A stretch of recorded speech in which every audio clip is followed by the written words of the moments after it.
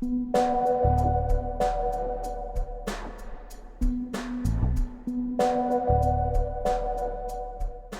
I've lost all. Oh, yeah, no, What am I talking about? I have to think a bit. At the photography department, we are looking at photography as this wide practice of ideas, of directing a sense of understanding, of communicating to the world, of thinking about how we can interact and understand and communicate with each other through photography. So I think a large part of that also has got to do with the wide practices of the different teachers at our institution. There are a bunch of teachers coming from all kinds of spaces, and this accumulatively brings what we offer as the photography department. I think some of the senses that we are busy with is also understanding that photography practice is wider than just the idea of a photograph or the medium that you are recording in. It's also the kind of interactions with different groups. It's the research behind it that all come together finally in this larger understanding of what practice in photography is. So first year is quite intense and full of assignments, and yeah, maybe also you are in it now. So it's like really fast speed and really small assignment, different kinds, and you have to explore like these different ways of doing things that you also might not really enjoy. So you have to figure out what you like in between all of this mess of like different approaches. In the first year is very much geared towards obtaining as many skills and competencies as one can get, to understand the medium and to see how you would like to make use of that. And only in the second year that becomes more present. We raise questions like, what kind of work would you like to be making and how do you want to go about that? So the method of creating work is very present in the education of the second year. Then you enter into the third year where you are working more on long-term assessments and you also take an internship to test your positioning and to see if you can finalize that understanding, to be very, very clear about that towards the fourth year, the graduation year, where you position yourself and where you really take space in the professional field outside the academy.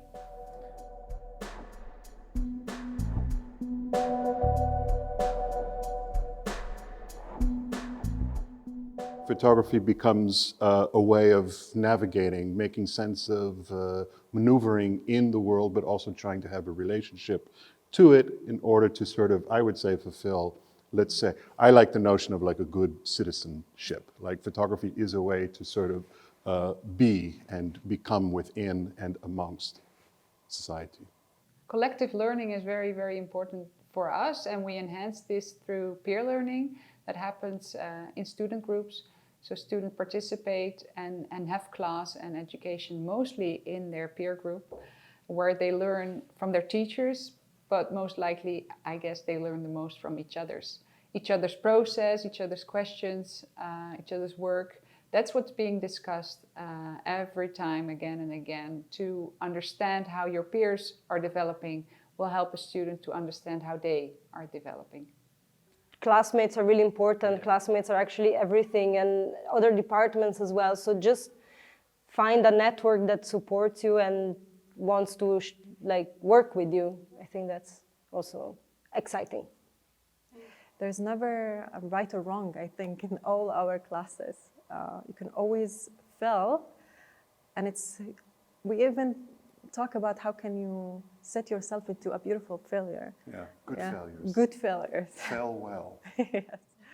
I think a lot of our teachers stress that process is way more important than the end result. When we're presenting our work, our teacher, Derek, he says, I'm not really interested in what you're presenting here. I really want to pick apart how you got here. And that's a really nice approach to the work. And I think it's important as well, the decision-making process. Every little decision has to have a reason along the process to how you got to the end result. I think for my role as a teacher, I prefer more to be a mediator, a nudger.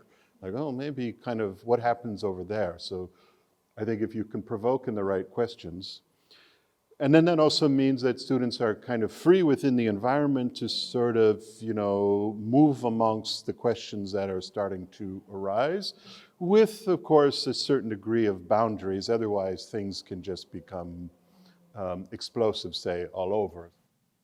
Some people are very photography based, and photography is simply the tool that they use to show what they're interested in, and some other people work more in trying to bend the medium, and that methodology becomes also really part of the project. So then it's a lot about experimenting with photography to create an image that is not just a photograph.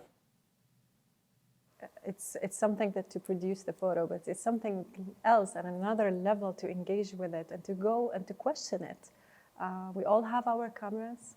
Everyone has his own camera, like you said, but it's not about the click. It's about questioning it and engage with the photography and situating it in the world at some point. Because a camera can take photographs, but it also makes photographs with the photographer. And so this kind of practice, this relationship between you and the world is immediately through a camera, through a lens. And I think that's really such an incredible, rich history that we're talking about, and a complicated history of photography. And I think that's what really makes photography interesting, and also what makes it so demanding in many ways. I think as students learn different kind of skills, they also move over to other kinds of image making, but at core of the photography department is always the idea of the image. How we negotiate the image, how we present the image, how we think through the image and with the image. And that's our central concern.